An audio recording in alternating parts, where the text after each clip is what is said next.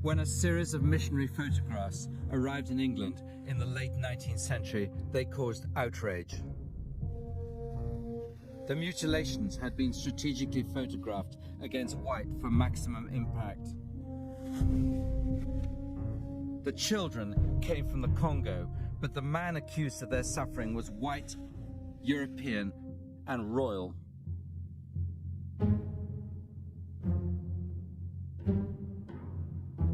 For almost 100 years, evidence has lain dormant of one of the greatest mass murders. Millions of Africans died in one man's quest for wealth and glory. Until Adolf Hitler arrived on the scene, the European standard for cruelty was set by a king. Leopold II, King of the Belgians, was the personal owner of 1 million square miles of Central Africa and king sovereign of 20 million Africans.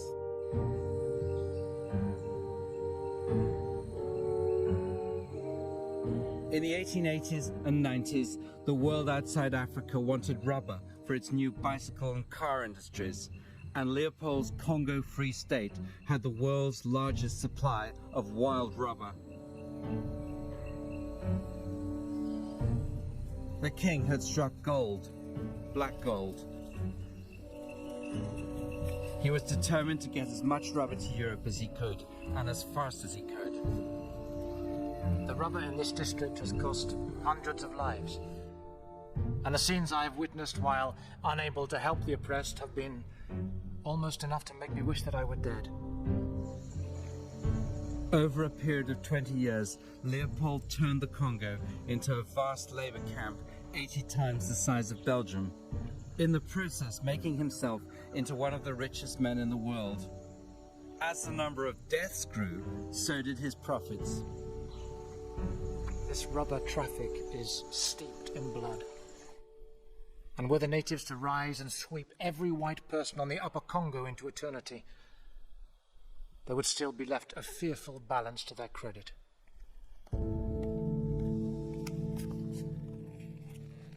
But the longer the king stayed in the Congo, the greater the evidence against him. Missionaries, travelers, and the victims all added to the clamor for the king to be stopped. Nasima mikolo misato tozongi na mboka tomoni bibembe libanda ya lopango ezinga ndako ya nkumu tomoni na singa moko bakangi na katikati ya nzete mibale makata sambo euti ya epai ya mobali. Singa wana ekangamaki na likolo.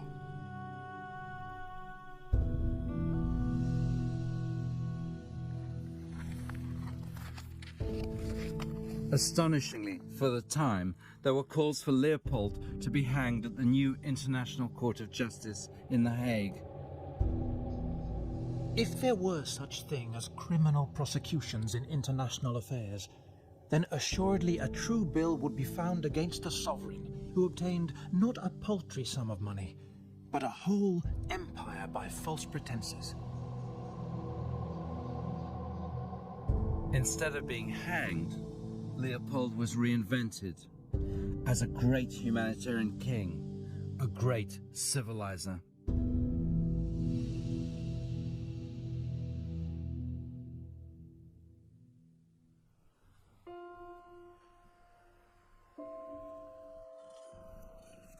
The Congolese historian Elikia Ambokolo believes that the truth about Leopold's crimes was deliberately hidden to protect Belgium and Belgian interests in the Congo. This film details the charges against King Leopold and reveals a cover-up of monumental proportions.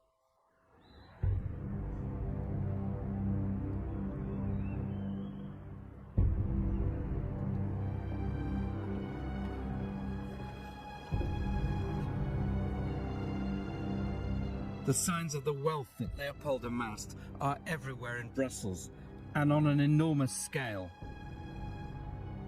The king built the Cinquantenaire to celebrate the country's 50th anniversary. It's become part of the national identity. The cinquantenaire is a very expressive symbol of Belgium and of the proud Belgium. In fact, King Leopold paid for it with his own money, but he didn't say so openly, because this would prove that, first of all, he had a lot of money. People would ask questions where it came from, and then he would have to admit that it came from the Congo. So the cinquantenaire symbolizes this lie about Belgium and about the royal implication in politics, about the colonial exploitation.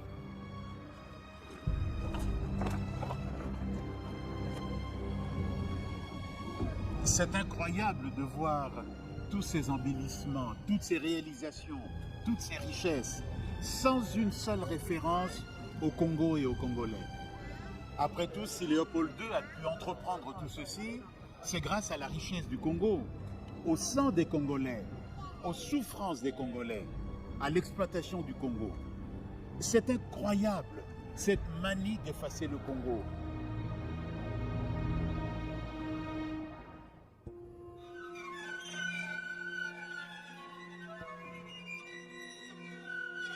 The Royal Museum for Central Africa was also built by Leopold and paid for with Congo money. It's a vision of Africa through Leopold's eyes and with a huge dose of homage. Homage to Leopold, who gave the Belgians a colony, and homage to the pioneers who died carrying out the king's wishes. White conquest is mythologized as benevolence, as bringing civilization to the Congo. On m'accuse d'avoir fait fusiller un indigène, ligoté à un arbre. Je suis également accusé d'avoir mené une attaque contre un village, au cours de laquelle beaucoup de Noirs ont été tués.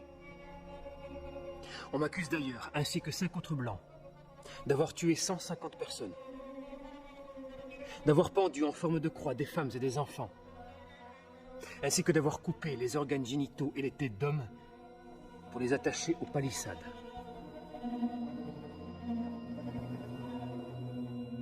There is no doubt that a lot of things happened in Congo Free State under King Leopold II that are clearly unacceptable, that are even scandalous.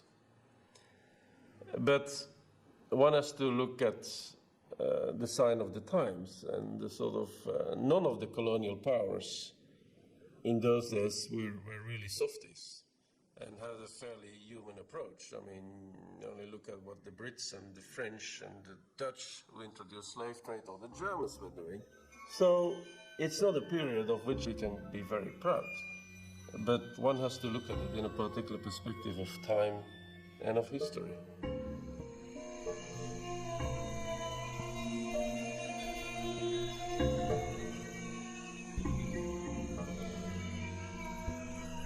Leopold's Congo was a prison state. Africans had no rights, no justice, and no freedom. They were there to serve a voracious European king. Thousands of miles away, Leopold was content that the end always justified the means, and the end was to make money.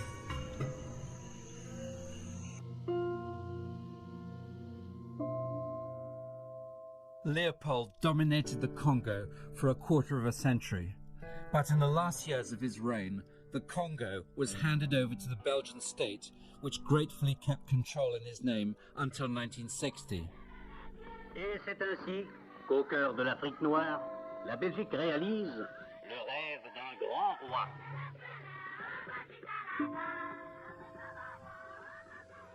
The king no longer has pride of place. The Congo is independent.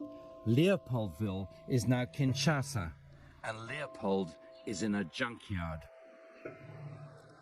Pour moi, c'était Léopold II en personne. Pas la statue de Léopold II, mais Léopold II.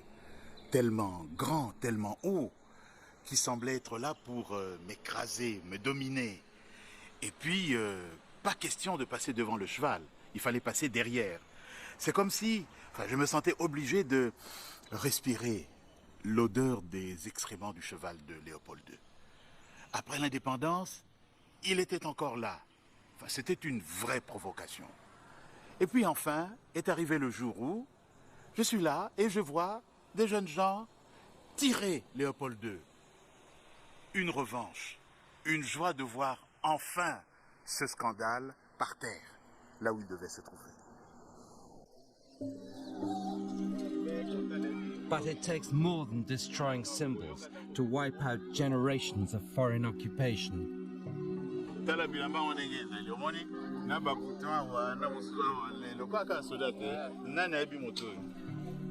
Leopold, roi Leopold. Ah, iya sana gini. Azalaki mokonzi monene c'était un belge oyo a colonizaki biso awa. Donc biso na ye toza likambo. Bon, aza noko na biso ye nde moto aleki colonisation na biso ne moto aleki biso civilisation ezali ye. Leopold once wrote, "A people which is content with its homeland and which dreads even the shadow of a conflict lacks the characteristics of a superior race." A Belgian officer had been dispatched with a force of some 50 or 60 men to capture a chief. In rummaging in the huts for plunder, they came upon two women, a mother and daughter, who had not had the time to get away. They were brought up before the officer, who demanded of them where the chief was in hiding. They either did not know or would not tell. He ordered them to be secured and laid out on the ground. And a stalwart soldier then proceeded to administer 50 strokes of the shakot to each. The flogging continued until each had received 200 lashes. Finally, this Belgian officer ordered his men to cut off the breasts of the women and left them to die where they lay.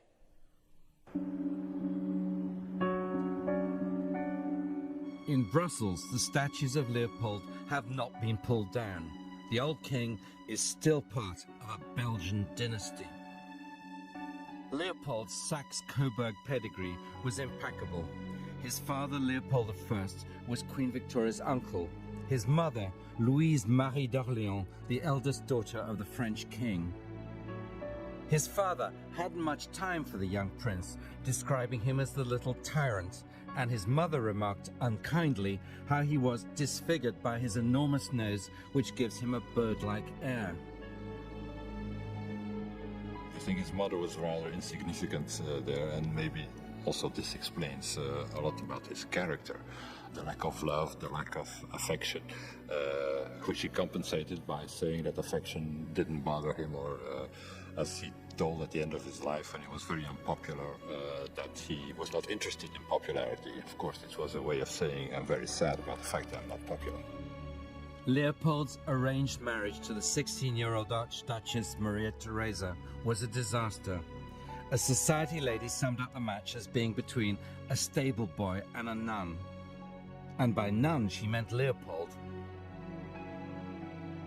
The couple had to get sex advice from Aunt Victoria and Uncle Albert on a visit to London. They did have 3 daughters. Their son died young, so there was no surviving male heir.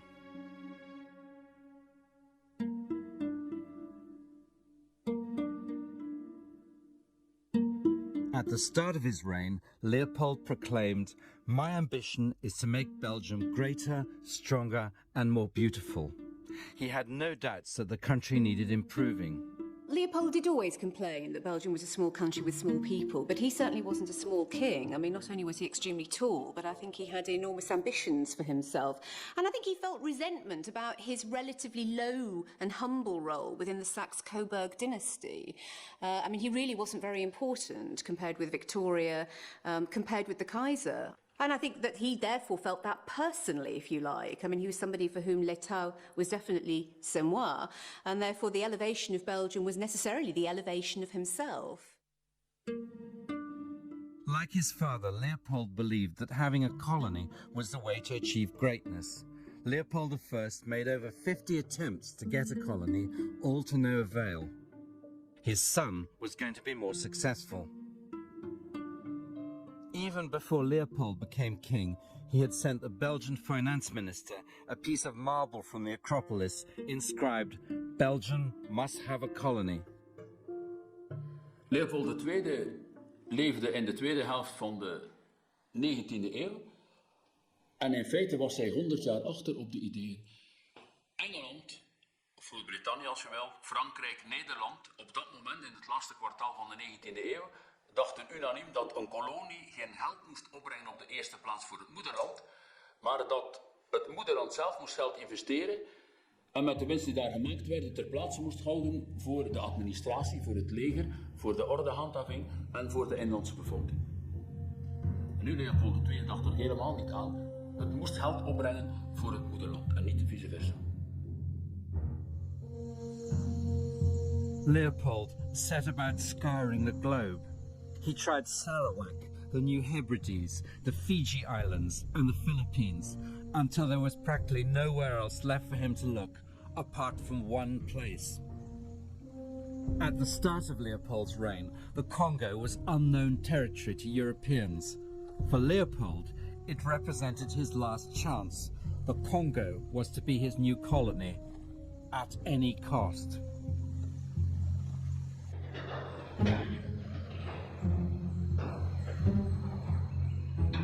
The man who was going to make this possible was Henry Morton Stanley. A former workhouse boy from Wales, he had made himself into one of the greatest explorers of the age, and one of the roughest. His expedition to cross Africa from east to west was the most expensive ever undertaken. Stanley, coming from the east, was getting into the Congo through the back door. No white man had ever crossed the continent before. Stanley would have to walk or canoe 7,000 miles. Leopold knew that if Stanley succeeded, he would effectively open up the Congo.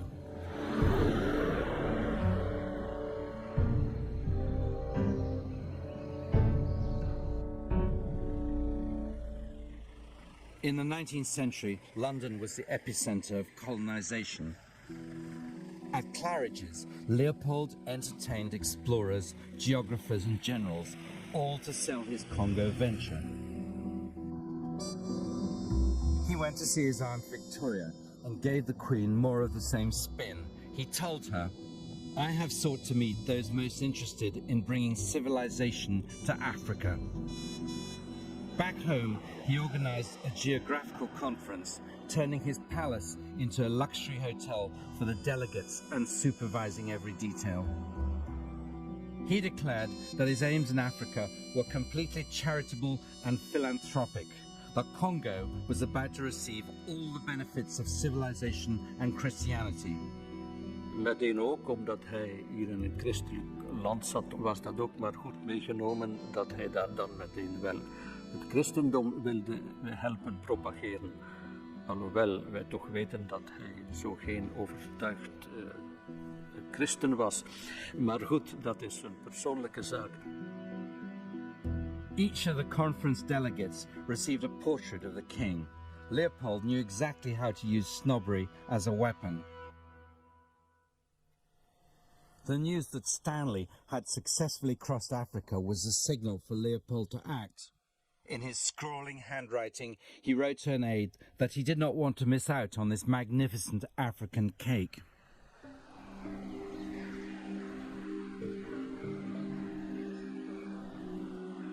Stanley today, like Leopold, is unwanted in Kinshasa. But in 1887, Stanley was the man that the king needed. Under the guise of a charitable organization, the International Africa Association, Leopold hired Stanley to make the Congo fit for a king. La réputation de Stanley est celle d'un bâtisseur, d'un pacificateur, d'un constructeur.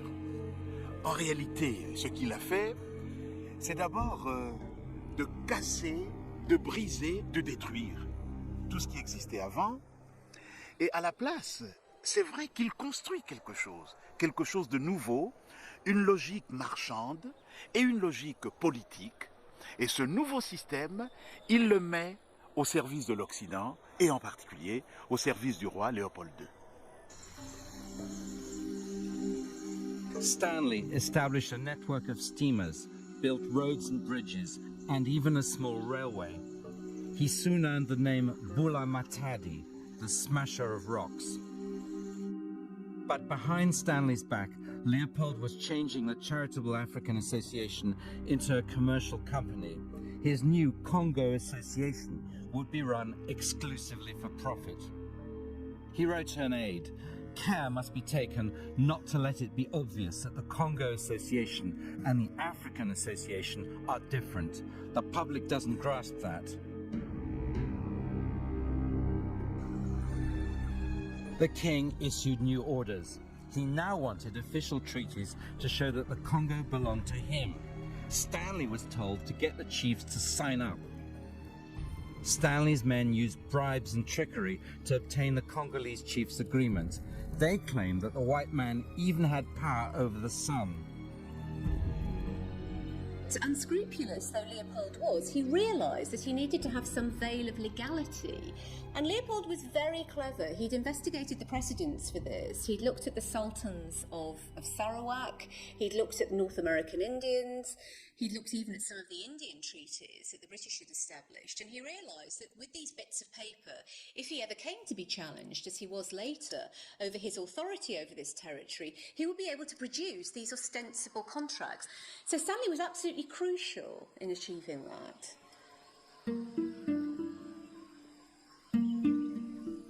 Having tricked the Africans, the king now set about convincing the European powers that he should be allowed to own this vast African colony. This time, it wasn't magic, it was diplomacy.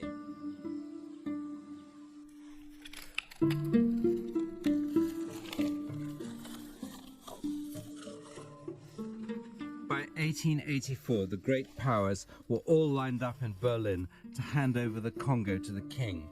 No Africans were invited. Ce document, c'est l'acte général de la conférence du Congo, publié le 26 février 1885 à Berlin. Ce document est connu dans l'histoire comme étant l'acte général de la conférence de Berlin. Léopold II, roi de Belgique, n'était pas présent à Berlin. The conference gave Leopold everything he wanted. It's very remarkable to see that King Leopold managed to trick the great powers at that time. He promised that everybody would have access to that, there would be free trade, that if there was anything to be gained, that everybody could participate in the loot. And there was quite some remorse afterwards in other countries that he got away with it. But he did.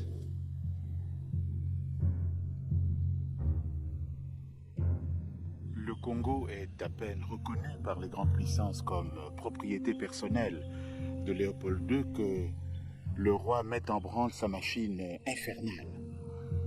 Dès le 1er juillet 1885, un décret stipule que toutes les terres vacantes sont propriété de l'État.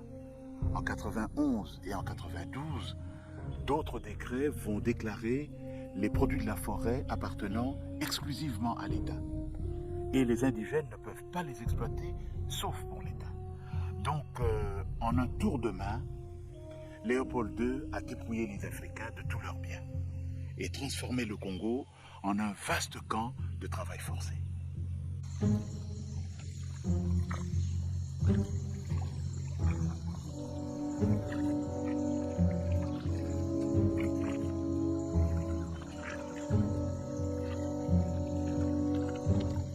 To enforce his rule, the sovereign king had created an army. In time, it would be 16,000 strong, equipped with modern, Belgian-made automatic rifles. The novelist Joseph Conrad was in the Congo Free State from the start. As a result of what he saw there, he wrote Heart of Darkness. They grabbed what they could get for the sake of what was to be got. It was just robbery with violence, aggravated murder on a great scale, as is very proper for those who tackle a darkness.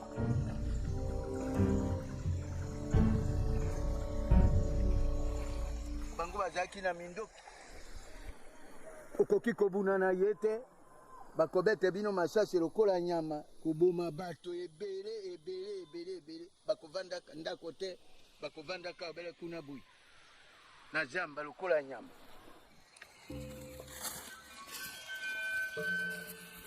Fear, like forced labor, was an integral part of the king's plans to make the Congo profitable. To administer his new territory, Leopold appointed executives in Brussels and a governor-general in the Congo. But in fact, he ran it himself. His agents, his soldiers, carried out his wishes.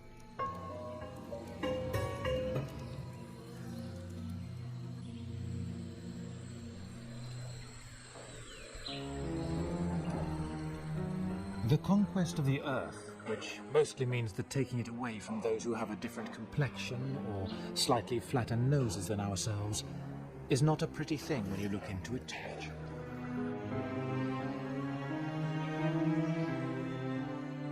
Despite Leopold's armed soldiers and his labor camp methods, the Congo was not paying its way, and it was crippling Leopold's finances. As the months went by, the king was getting increasingly desperate. What saved Leopold was the demand for cars and bicycles. When John Dunlop, an obscure Scottish vet, invented the first pneumatic tyre, suddenly there was a huge market for rubber. And the Congo had rubber.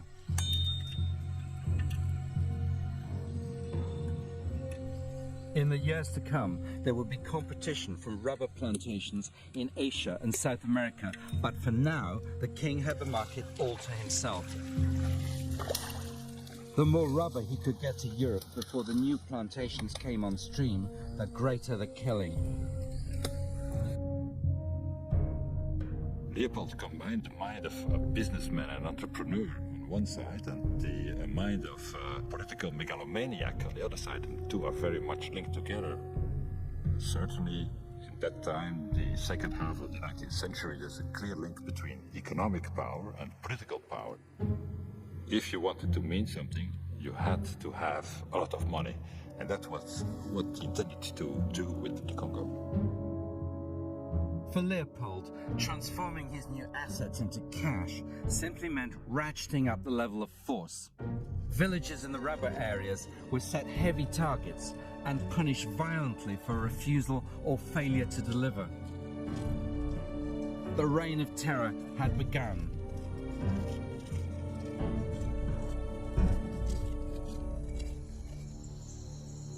« 10 avril 1895. 6 indigènes tués. Village livré aux flammes. Déjeuner, puis retour. 17 avril 1895. Parti avec 80 hommes pour Baouro. Une quinzaine de personnes tuées. 25 avril. Arrivée à Iteke. Brûler le village, ainsi que Yambi. Ilongo. Brûler le village et tuer un indigène. Arrivé à Bakolo à 16h. Brûlé. Arrivé à Yabomba à 11h40. Je fais brûler le village.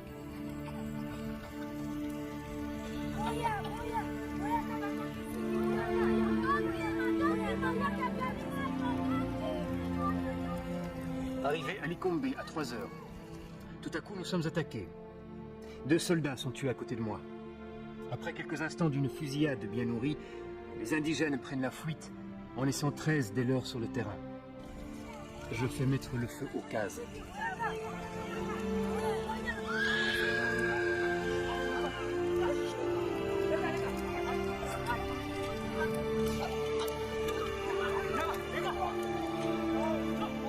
Mi-juin. Je me dirige ensuite sur Yamapete. Je fais incendier le village. Après un bon déjeuner, nous rentrons en triomphe à Bazoko, avec nos sanglants trophées. 10 juin, nous trouvons Yambissi. Nous envoyons plusieurs groupes de soldats battre la plaine. Ils reviennent quelques heures après avec 11 têtes et 9 prisonniers.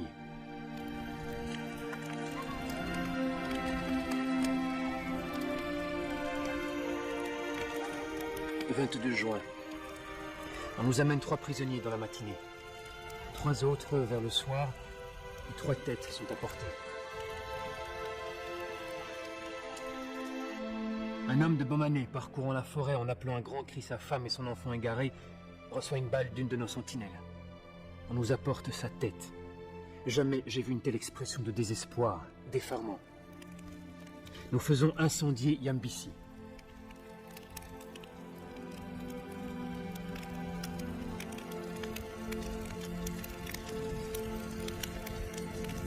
Ik denk dat inderdaad Leopold II morele verantwoordelijkheid draagt voor wat binnen het systeem waar hij achter stond en dat hij heeft georganiseerd, ja, dat hij daar de morele verantwoordelijkheid voor draagt, natuurlijk, dat is duidelijk.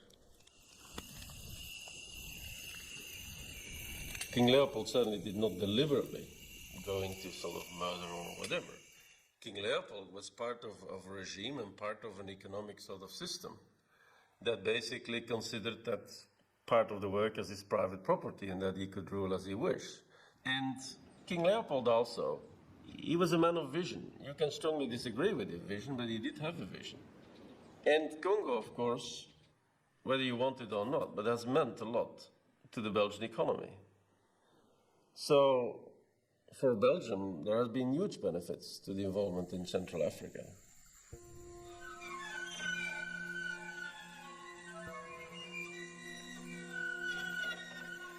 In Leopold's time, the main witnesses to the atrocities were the missionaries.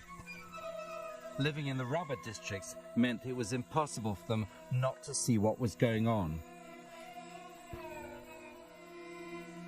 On December the 23rd, 1893, the state sent down some canoes under cover of night to the town of Ikengo. The people were quietly sleeping in their beds when they heard a shot fired and ran out to see what was the matter. Finding the soldiers had surrounded the town, their only thought was to escape. As they ran out of their homes, men, women, and children, they were ruthlessly shot down. The town was utterly destroyed and is a ruin unto this day. The only reason for this fight was that the people had failed to bring in food to the state upon that one day.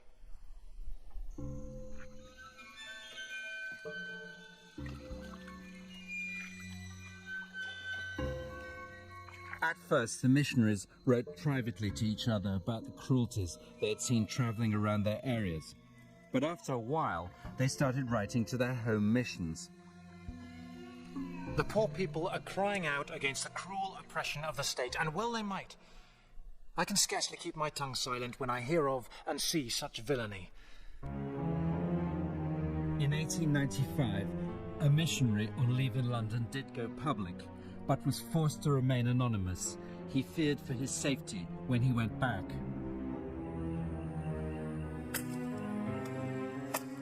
By now, the missionaries knew all too well the severity of the punishments the state handed out. They saw how villagers were flogged with the shikot, a whip made of rhinoceros hide dried in the sun till it could rip a man's skin to shreds. They saw men tortured to death with burning copal. A missionary described how the soldier found horrible pleasure in pouring the copal over a prisoner's head.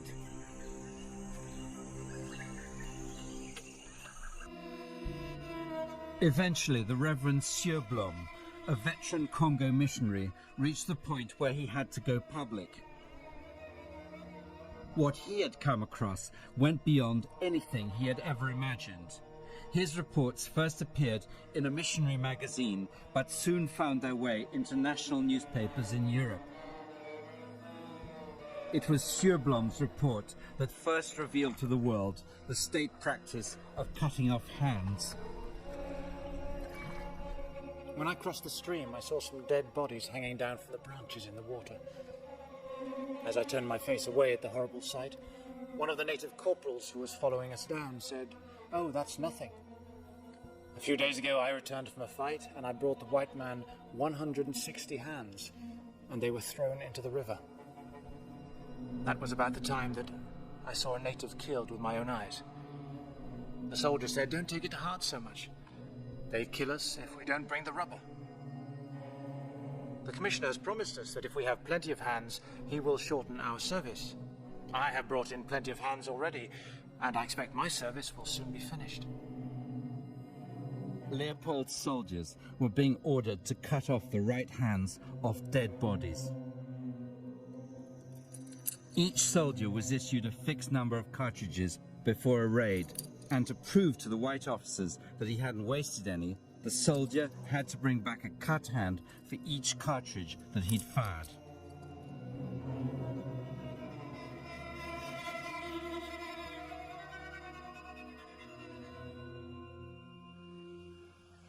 maboko yana kukata awa oyo bakata liboso kukata maboko awa.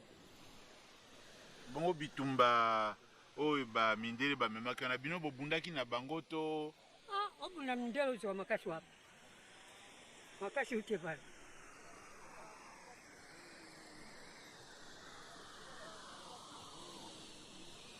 mindelo ya kauchu bazali penza batu mabe mabe lutaki kuluta mabe kokoto na zamba bokosi na zamba te bokubika wapi yali kikamu munene. bongo wana bazosenga bomemelaka bango kauchu ntango nyonso kauchu tomonaki mpasi mpenza.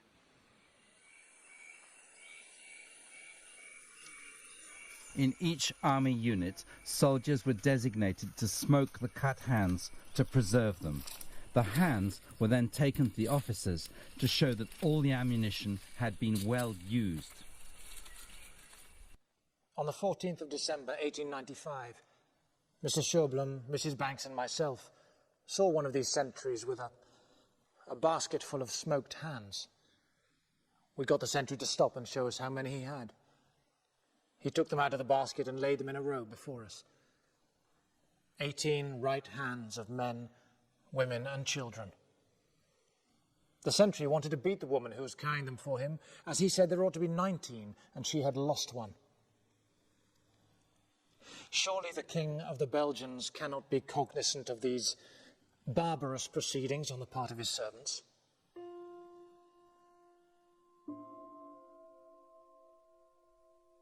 A confidential letter sent by a courtier to the chief executive of the Congo Free State revealed that Leopold was angry about being criticized for the cruelties in the Congo. But the letter also quotes the king as saying, "I know that atrocities are being committed in the Congo. It is useless to try to deny it." I think one can assume that he knew, maybe not all the details, but that he knew that the system of exploitation of the rubber in the Congo had gruesome effects. The point is, did he consider it gruesome? Probably not. He thought this was the price that has to be paid for economic development or whatever. He didn't care very much. He thought that the profits were more important.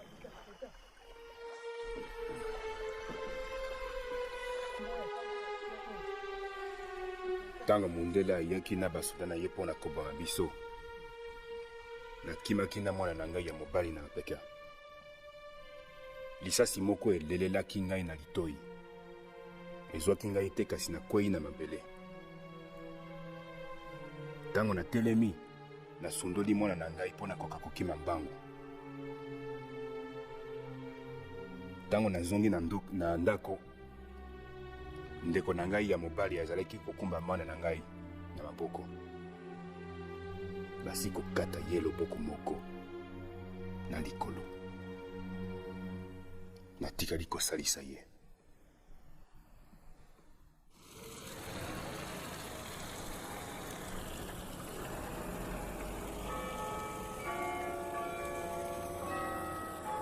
Antwerp was where the Congo rubber arrived. According to legend, the city's name comes from a confrontation between a Roman soldier and a giant who also cut off hands.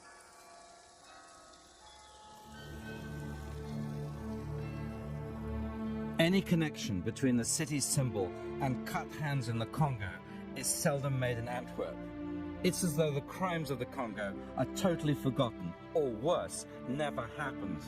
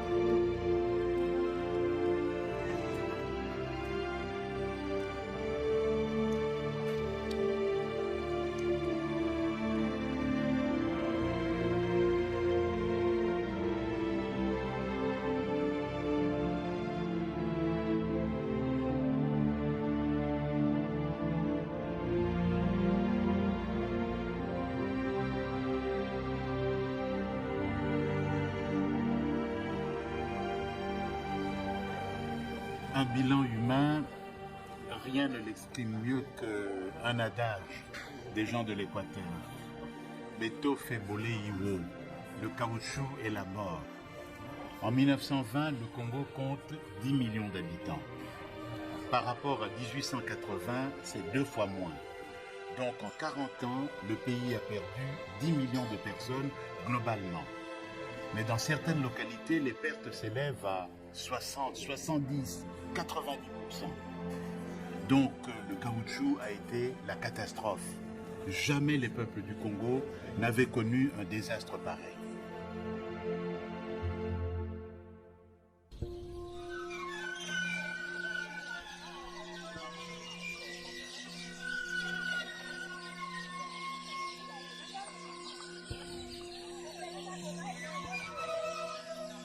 It was in the Equator province where many of the worst abuses occurred. Leopold had divided the Congo into separate districts, each under the control of a commissioner, most often recruited from and paid by the Belgian army. The Equator was run by an official who stands out as one of the great villains of the Congo Free State. Leon Fieve was a master in the use of violence to increase the rubber exports. He collected rubber in enormous quantities, at a rate of 1 ton a day, it said. Common report on the Congo states that he caused more than 1,000 persons to be mutilated. It's also reported that he boasted of the cruelties. And certainly the result of them is evident to this day, for the people fled from the district in their thousands and have never returned. When General Wahis, Governor General of the Congo, made an official visit to the Equator region in 1896, even he called it the land of horrors. Fieve had no qualms about the level of brutality. He perfectly understood that the state existed only to make money and that rubber was the key. For Leopold, Fieve was the perfect employee, loyal, efficient and resourceful. Je réunis les chefs des villages voisins et leur ordonne de me rapporter un certain nombre de chikwang, du poisson, etc.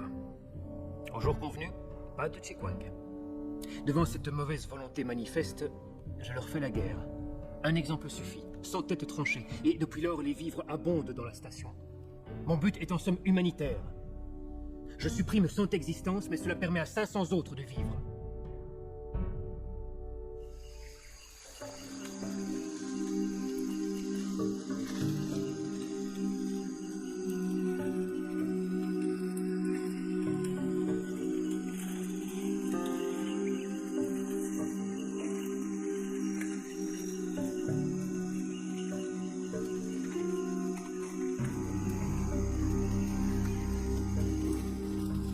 Mattered to Leopold was to keep up the supply of rubber. But to get the Congolese to work hard, he had to find a way to make his agents work hard as well. A confidential message went to the Governor General. Leopold was transmitting his greed to the agents. The state was going to pay commission to stimulate zeal. Al de agenten, zowel de districtscommissaris tot de laatste agent, die kregen dus premies. Dus hoe meer rubber, hoe meer premies. Dus die mensen, omdat zij zagen dat men kon moorden en branden en plunderen en sadistisch doen, zonder dat er enig gevolg aangegeven werd van hogerhand, zonder dat er enig onderzoek volgde of zonder resultaten, dan dacht men dat het allemaal toegelaten was. En het systeem was werkelijk de wortel van alle kwaad. Daar ben ik volledig van overtuigd.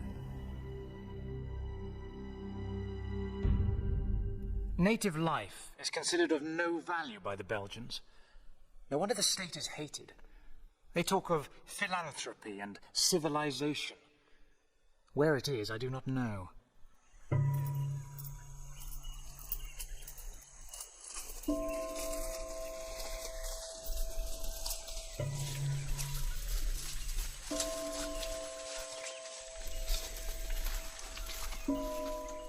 The state has not suppressed slavery, but established a monopoly by driving out the Arab competitors. This is no reasonable way of settling the land, it is merely persecution. If the Arabs had been the masters, it would be styled iniquitous trafficking in human flesh and blood. But being under the administration of the Congo Free State, It is merely a part of liberating the natives.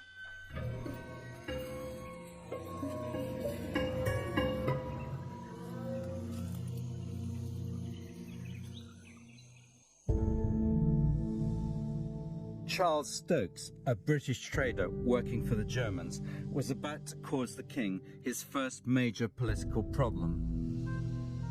Leopold was jealously guarding his trade in the Congo, completely against the agreements made with the European powers at Berlin. The king's orders were to enforce the monopoly fiercely. Stokes was arrested for trading in state territory and sentenced to death by Captain Hubert Lothaire, an officer well known in the Congo. The people on the Lulanga River call him Lofembe. Some 4 years ago, he arrived with black troops and pitched his camp. He sent over to the missionary to use his influence to get the natives back. The missionary, supposing he was dealing with an officer and a gentleman, induced the natives to come to the station. As soon as they did so, Lothaire and his men opened fire on them.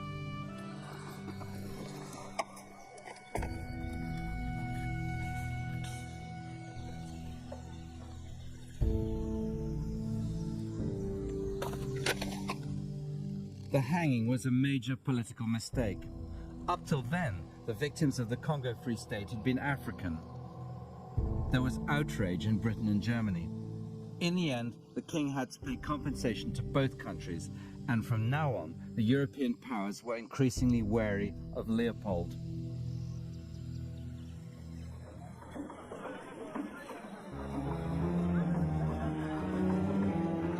To tear treasure out of the bowels of the land was their desire, with no more moral purpose at the back of it than there is in burglars breaking into a safe.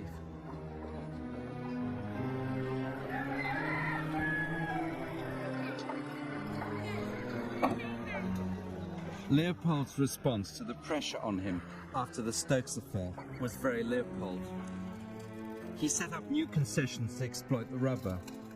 He claimed he was opening the Congo to outsiders, but the king made sure his men were on the boards of the new companies and he took 50% of the profits.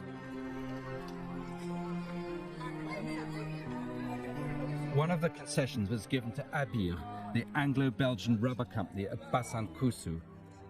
Here the rubber was dried before it was sent downriver to be shipped to Antwerp, and the concession companies had found new ways of maximizing profit.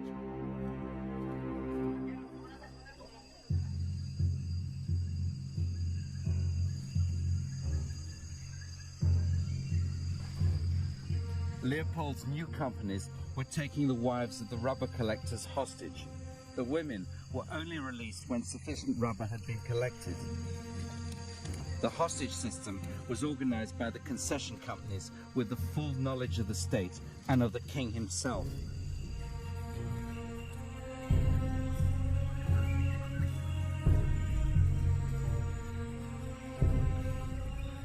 On official company forms, the names of the hostages were recorded, along with the details of their condition and the length of time they were to be detained.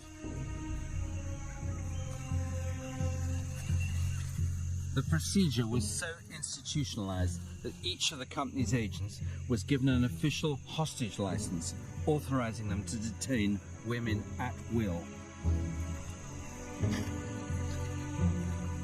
Les femmes prises à la dernière palabre d'Encuetra me donnent du fil à retordre. Tous les soldats voudraient en avoir une. Les sentinelles chargées de la surveillance des chaînes libèrent les plus jolies et les violent.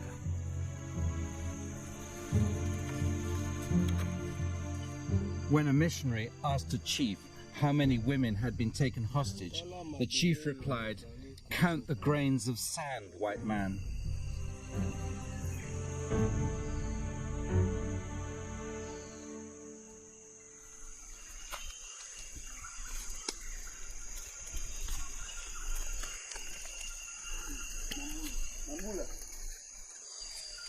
Toi, non manja.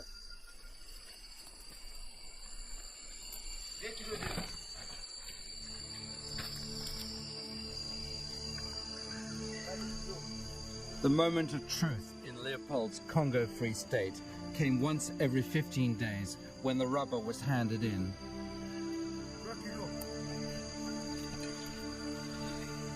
The state talked about the rubber harvest and the rubber market, but the reality was completely different. For the collectors, this was when they would either get their wives back or face more punishment, even death, if they had not met their targets. For the agents, this was when they would be able to start calculating their commission. And for the king, this was the proof that his new concession companies worked and brought him even more wealth. En 6 ans, les profits nets s'élèvent à 720 000 livres pour un capital souscrit de 9 300 livres environ. Et l'action achetée 4 livres rapporte 335 livres.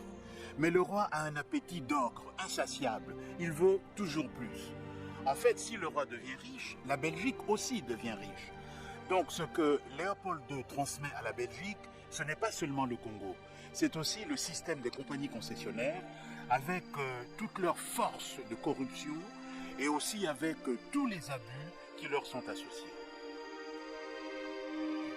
Leopold's stranglehold on the rubber market lasted for over 10 years, till the plantations of Asia and South America became serious competition.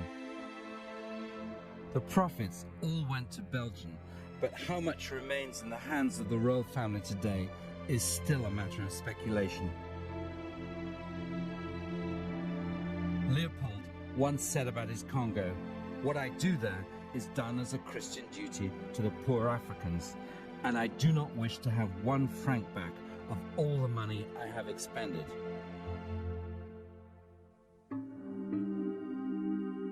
As the 20th century began, King Leopold found himself facing the first major challenge to his rule in Africa, and it came from London. En 1900, paraît dans The Speaker une série d'articles qui constituent un événement. L'auteur, visiblement très bien informé, avance des faits, des certitudes, pas des insinuations. Le coup est très bien joué parce que les articles sont anonymes, ce qui suscite une curiosité générale. Qui est l'auteur? Que veut-il? L'auteur de ces articles, c'est Edmund Dean Morel.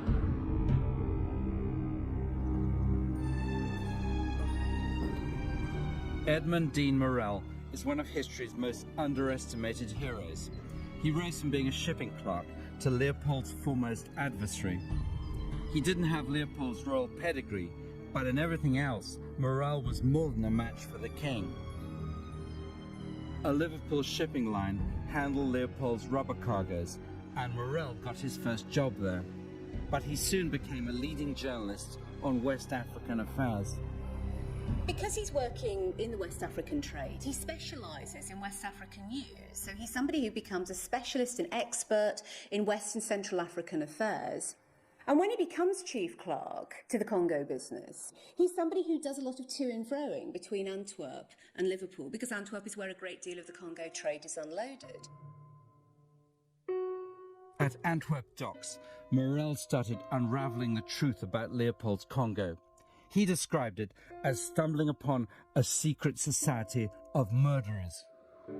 Morel est un expert du commerce colonial.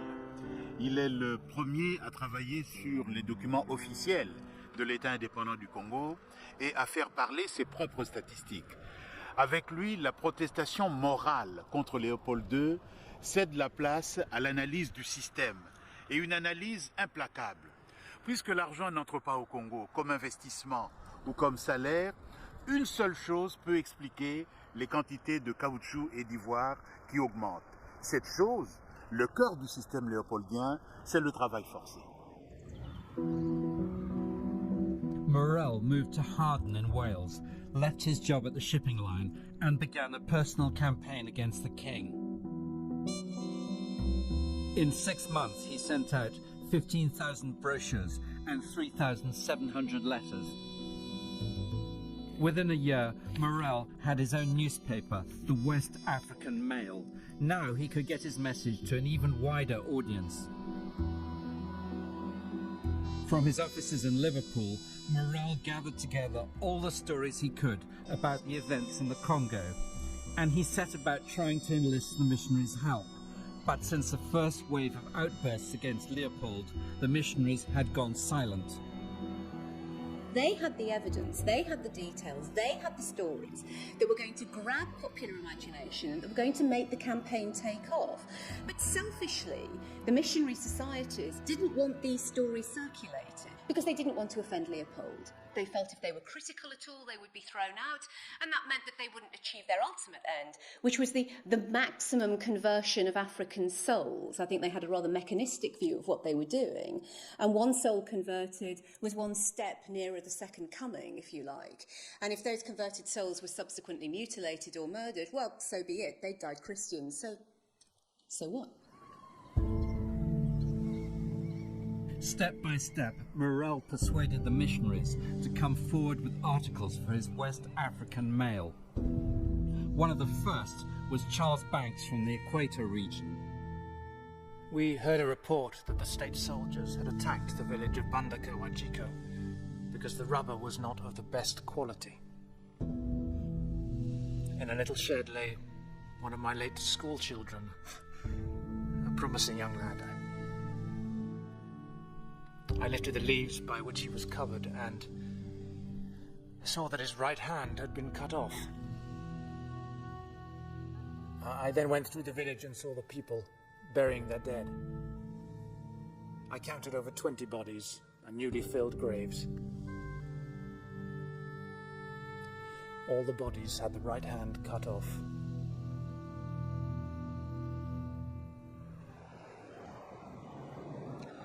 Morel recherche l'efficacité. Pour réussir, il a besoin de tout le monde, de toutes les forces morales, spirituelles, matérielles.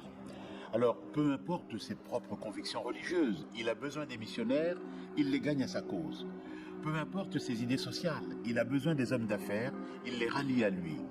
En réunissant tout ce monde autour de lui, il se révèle un très habile tacticien politique.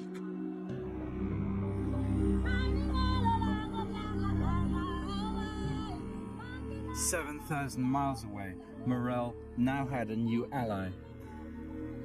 A stream of letters arrived at the Foreign Office in London. The British government had appointed a consul to Leopold's Congo Free State, and the new consul was outraged. Captain Van Kerkhoven told me that he used to pay his native soldiers 5 brass rods per human head they brought him in during the course of any military operations. The consul was Roger Casement, a man with 20 years of African experience. Casement is a hugely romantic figure. He's somebody rather like Lawrence of Arabia. He's someone who I think one could say was probably a generation or a generation and a half ahead of his time in terms of his attitude towards the Africans. He said himself that he loved the Africans. He liked them. He liked their company. He wanted them to be friends. They liked him. He was someone who treated Africans with much more gentility, with much more consideration than was usual for the time. In 1903, Casement spent 2 months travelling into the Upper Congo. Morel's campaign had pressured the British government into conducting an official investigation. Wherever Casement went, he talked to Africans and recorded their testimony. Mondele azalaki kuluba na basuda baye. Bozali koboma kaka basi kasi mibali te. Bolakisa te bozali koboma pe mibali. Tango bazalaki kobeta biso masasi, bazalaki kokata nzoto ya biso mibali po ya komemele mondele. Ungambo ya ye bazalaki koloba ya solo bobomi mibali.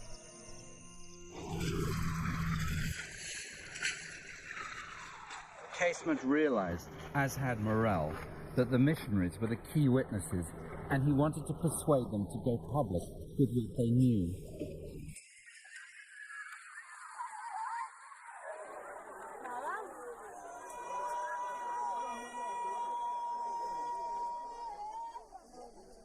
He visited the town of Ikoko on Lake Tomba, where the missionary Joseph Clark lived.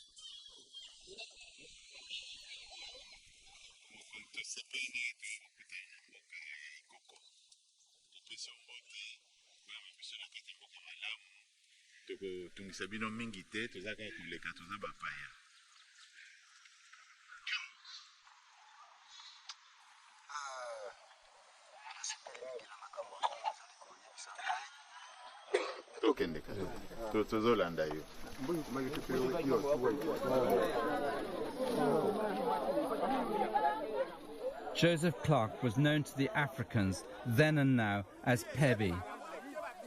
He had been in the Congo for over 20 years.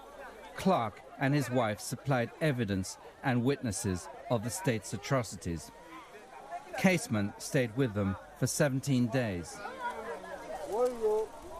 Esika ndako yango ezalaki oyo ezaki mire ya ebale longwa ti kuna mosusu pe libanga longwa ya oyo esika Monsieur Clark avandaki awo tango wana kaunchu kilo jome mais soki okokisi te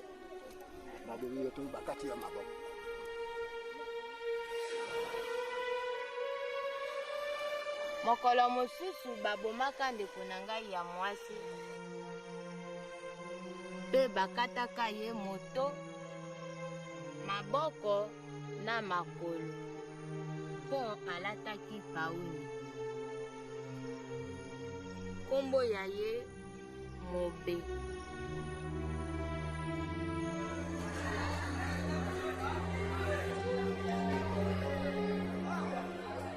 The villagers of Ikoko still have to use the same school and church that Joseph Clark built for them 100 years ago.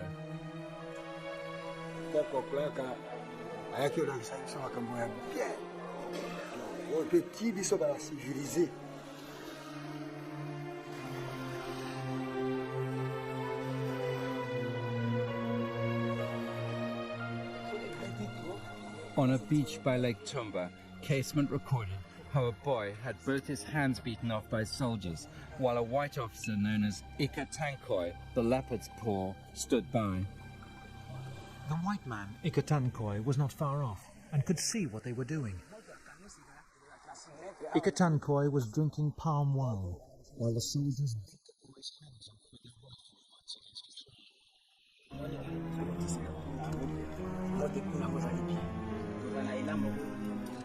weapons. The boy's name was Mola. Morel published his photograph in the West African Mail.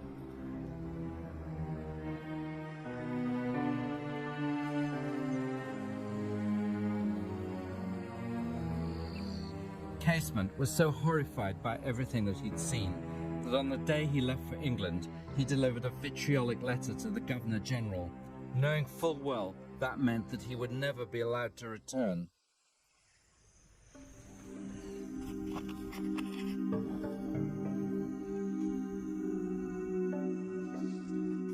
From the earliest days of the Congo Free State, book after book had appeared, regaling readers with tales of the horrors to be found there. Others, like Stanley, had told a different story. But the king was facing a mounting tide of criticism. A war of words started. Leopold commissioned books and bribed journalists. He established propaganda offices in Brussels, Frankfurt, and America to defend his regime. He published a monthly magazine that was circulated around Europe. Morel fought back, and now he had another secret to reveal. The West African Mail published a report on a part of the Congo that no one had known even existed. Soudainement, au plus fort des accusations contre l'État indépendant du Congo, on apprend l'existence, de l'autre côté du lac Tumba, à 100 km d'ici, du domaine de la Couronne. Ce domaine propriété privée à l'intérieur de la propriété personnelle du roi, a été créé en 1896, mais son existence a été tenue secrète jusqu'en 1902.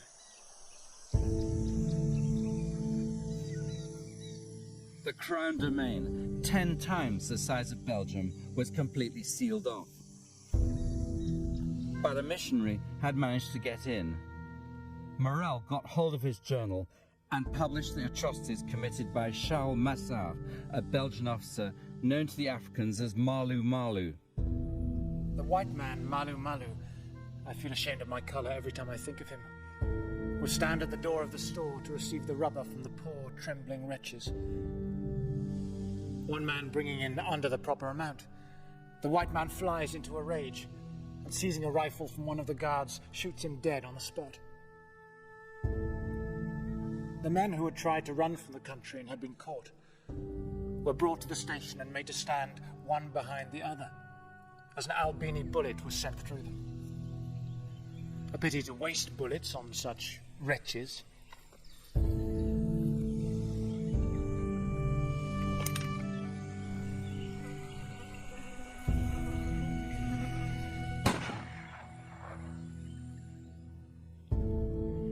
Some of the stories are unprintable, and much that I heard would not pass muster in court. But there were too many witnesses, and the consistencies were too many for it all to be lies. Baron Jules Jacques is a Belgian hero of the First World War. In Leopold's time, he was one of the men that the king trusted to run the Crown domain. His behaviour is well illustrated in a memo that is kept by the Belgian Foreign Ministry, but which is officially a secret document to this day. Monsieur le chef de poste, décidément ces gens d'Inongo constituent une bien vilaine engeance. Ils sont venus couper les lianes à caoutchouc à Ibali. Nous devrons taper sur eux jusqu'à soumission absolue ou extinction complète. Prévenez-les que s'ils coupent encore une liane, je les exterminerai tous. Jusqu'au dernier. Leopold's personal profit from his crown domain was 231 million euros.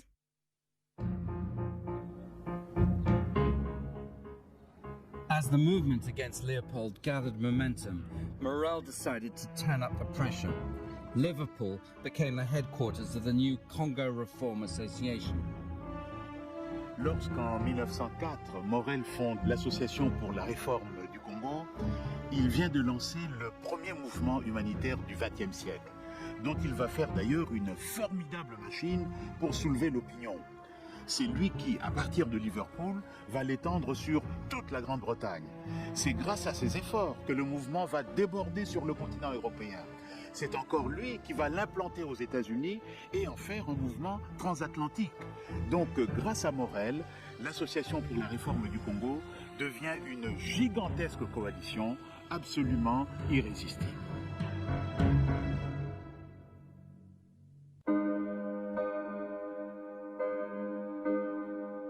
Morel's Congo Reform Association took the cruelty of Leopold's Congo to public meetings across the country. A hymn was especially composed. Britons, awake, let righteous ire kindle within your soul a fire. Let indignation's sacred flame burn for the Congo's wrongs and shame. He was a genius propagandist. He really dragged the issue to the centre of the international stage.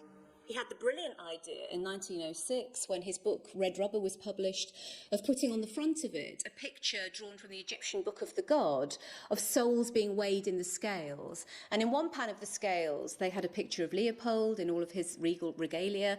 And on the other side, they had a simple black hand, a severed hand.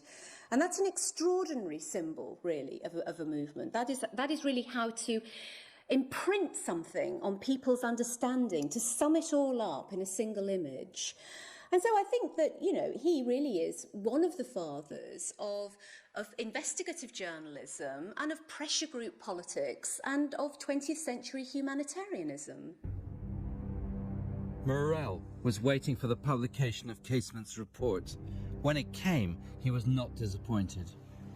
The report ran for over 50 pages.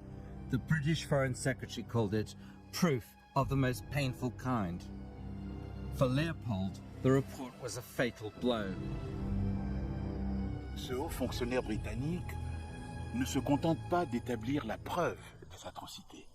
Il montre que ces atrocités font partie d'un système qui, par sa durée dans le temps, son étendue dans l'espace et sa répétition, est très certainement le pire des systèmes coloniaux que l'Afrique ait connu.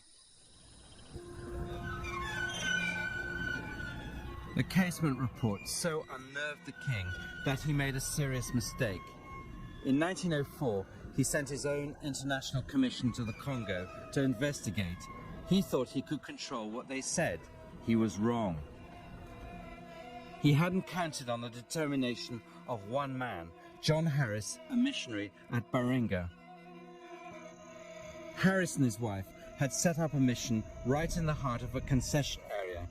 Every day they saw the crimes that were being committed against the Congolese. As a result, Harris was waging his own war against the state. To His Excellency the Vice-Governor General, I have just returned from a journey inland to the village of Nsongo Umboyo. The abject misery and utter abandon is positively undescribable. A few months ago, Monsieur Pilet took his sentries there. A young woman, Imanega, was tied to a forked tree and chopped in half with a machete, beginning at her left shoulder, chopping through the chest and abdomen and out to the side. It was in this way the sentries punished the woman's husband. Another woman, Bolumba, wishing to remain faithful to her husband, had a pointed stake forced into her womb. And as this did not kill her, she was shot.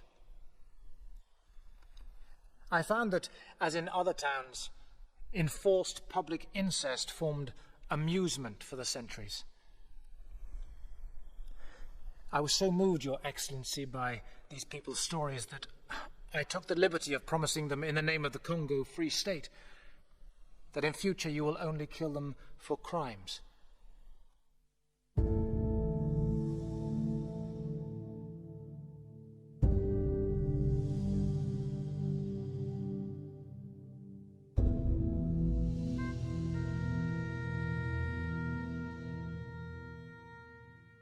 Baringa, then and now, was at the end of the earth.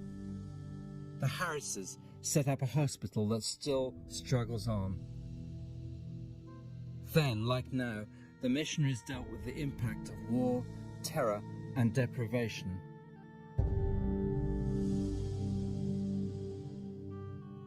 Then, like now, they faced the scourge of sleeping sickness.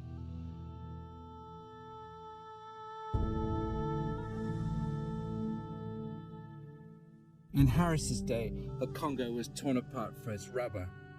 Now, it's ravaged for diamonds, gold, and other minerals. The result for the Congolese is the same: generations of pain, a whole archaeology of oppression.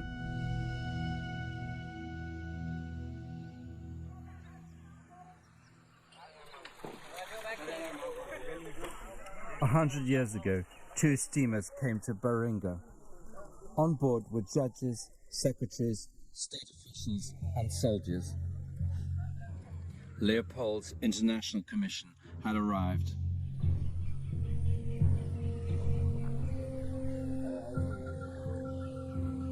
The commission judges had been carefully chosen by the king to ensure that the outcome would be in his favor. But John Harris had gathered a host of Congolese witnesses to testify. As the judges listened to their evidence, Leopold's plans were coming unstuck. The villagers were confirming the truth of Casement and Morel's accusations. And worse still for the king, Harris had made arrangements for the evidence to be published by Morel. Tango tokomaki na mboka Bolima, Nkumu Ise Kifaso. azalaki na kati ya ndako na ye. Babomaki ye na kapita ise kitoki. Esika moko bapamaki pe basi mibale ya ise kifaso na mwana moko ya moke. Bakataki ye na eteni mibale. Bafungoli pe libumu ya mwasi moko. Totiti mabumu ya mwana oyo tobomaki likolo ya bandako. Totie pe likolo ya banzete ya mike mabumu ya mwana wana. Tango tozongi na baringa, mundele apengoli basinzili nyonso. Atoni bango po anini babomi bato mosusu te, pe po anini bakangi ata moto te.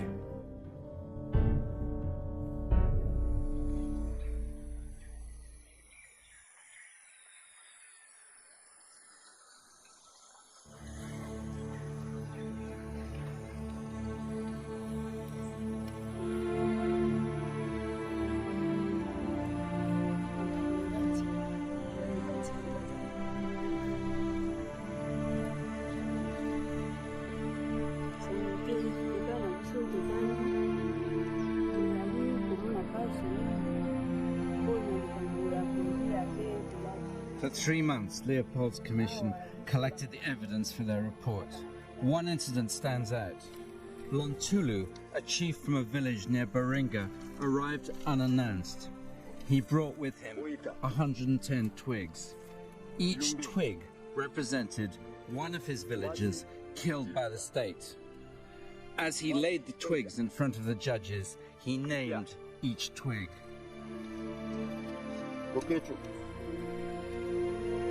Wake. Chef Yembe. Kumu Yangi. Kumu Mai. Kumu Binzo. Wala Kwang. The state never forgave Lontulu, and some weeks later he was tortured to death. But when the commission finally left the Congo, the Governor-General committed suicide. He slit his throat with a razor.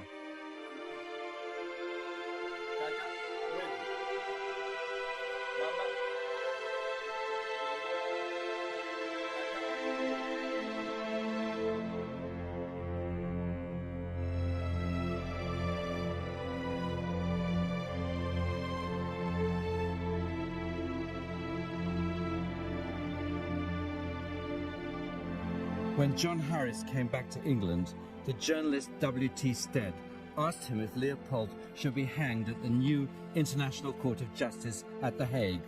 Harris replied, I think any international tribunal which had powers of a criminal court would, upon the evidence of the Commission alone, send those responsible to the gallows. Well, the idea of one of the great perpetrators of European colonialism, and one of the perpetrators of European colonialism at its most callous and unpleasant, being brought before an international court is, I have to admit, not an unattractive one. And I suppose what we're seeing at this time, and of course it's part and parcel of this new imperialism, this crude, heavy-handed, aggressive, violent imperialism, is criticism in the West. One is seeing the development of an international radical movement. And people like Stead and people like Morel are the beginnings of a movement which eventually will produce the League of Nations and the UN. And it would be attractive to think that Leopold could have been an early victim, but unthinkable, I think, at the time.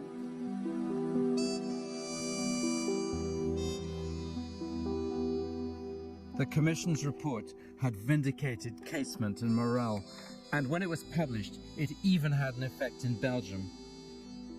Leopold had tried to make it as anodyne as possible, but he had failed. For the first time, Belgian intellectuals and religious leaders came out openly against the king. There was a real chance of annexation, that Belgium would take over control of the Congo. Morel watched eagerly as step by step the king's reign in the Congo was drawing to its end. Red Rubber was published in 1906. Morel knew the king was isolated. Belgian annexation of the Congo was inevitable, but Morel was still pushing. He wanted the change to happen now. We demand that this shall stop. Not 15 years, or 5 years, or 1 year hence, but now. Almost as an admission of guilt, Leopold ordered the burning of all incriminating Congo state records. C'est tout de même bizarre, cet homme qui, dit-il, n'a rien à cacher et qui détruit toutes les traces de son action. Est-ce qu'il n'y avait pas des choses qu'il voulait absolument arracher et à tout jamais à des regards indiscrets? Une chose est sûre, pour les historiens, c'est une catastrophe. Mais pour ses défenseurs, c'est du pain béni que cette destruction volontaire. Ils auront toujours beau jeu, et ils ont beau jeu de répondre aux critiques de Léopold II, apporter les preuves de ce que vous dites, les preuves que Léopold II a détruites.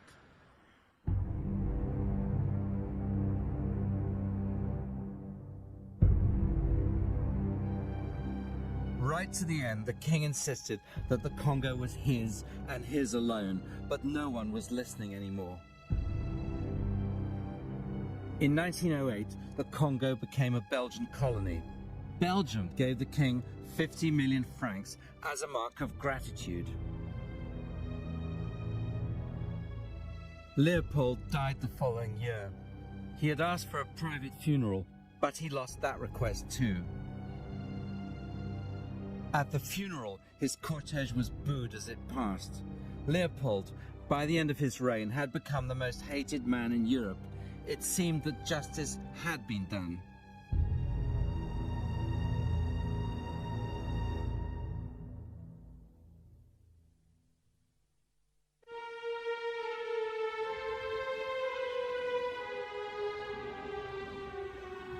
Leopold's statues are in reality monuments to a nation's denial. Despite being put in place after the king had died in disgrace, he is unashamedly represented as a civilizer and benefactor. C'est remarquable qu'après sa mort, une nouvelle image de Léopold II émerge et avec elle, une histoire entièrement remodelée. Dans cette nouvelle histoire, qui est patriotique, se trouvent mélangées trois choses. Le roi Léopold II, devenu l'objet d'un véritable culte national. La Belgique en tant que nation, soudée derrière son roi. Et le Congo, devenu enfin une colonie de la Belgique.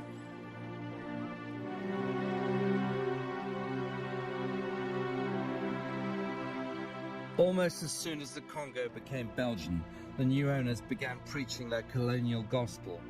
The litany of how Belgium was bringing civilization, turning a wilderness into paradise, was repeated over and over to willing listeners.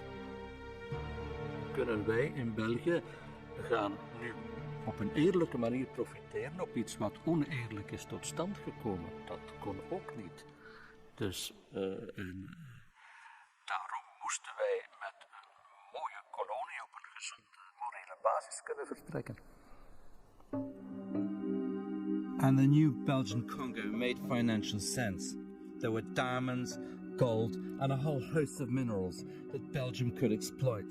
Leopold, before giving up the Congo to Belgium, had set up a giant mineral exploitation industry. Why shouldn't Belgium take advantage of that and enjoy the profits without any of the guilt?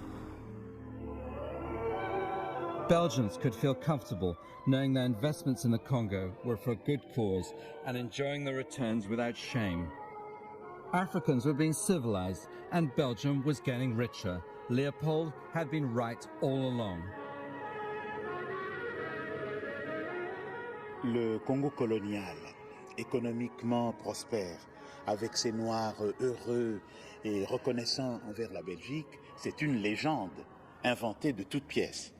Car on a mis au point une stratégie consistant à rendre propre l'argent du Congo, à assimiler les intérêts de la Belgique et ceux du Congo, et surtout à nier le passé, à l'occulter et à le faire oublier.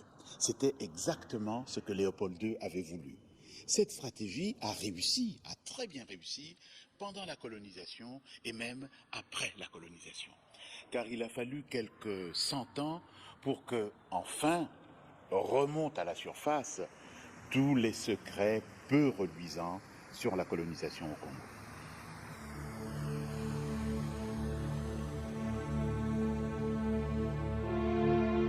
In the years since the Congo Reform Association, Casement and Morel have also sunk into the Congo amnesia. Casement became an Irish nationalist and was executed by the British for plotting with the Germans in the First World War. Morel's pacifist views made him deeply unpopular, and he too was accused of pro-German sympathies. Morel and Casement did both become, in the course of the First World War, associated with Germany. They were seen as tainted figures. And I think that's one reason that actually the quite heroic achievements of the Congo Reform Association have been forgotten. I think the other reason it's been forgotten is that the Congolese themselves have not had the power or the leverage on the international stage in the way that Jews have, in the way that Black Americans have, to push the Congo as one of the world's great holocausts. The bloody history of the Congo has continued. Since 1998, perhaps as many as 4 million people have died there during a civil war. Before that, a cruel dictatorship imposed by the West. Before that, colonization. The UN regularly issues reports on how the country is still being exploited.